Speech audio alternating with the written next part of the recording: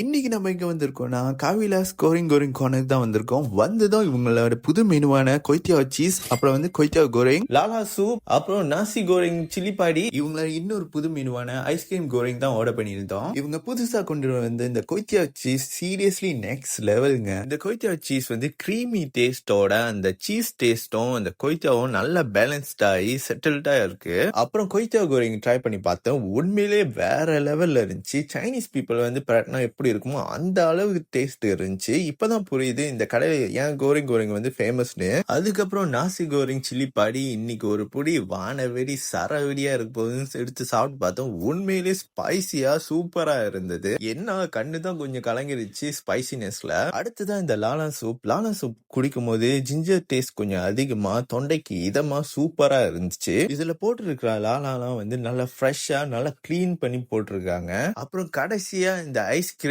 தொல்லோ கோரிங் வெளியே நல்ல கிறிஸ்பியா, உள்ள கடிக்கும் போது கொஞ்சம் மெல்ட் ஆகி அந்த ஐஸ்கிரீம் வாய்க்குள்ள போகும் பாருங்க.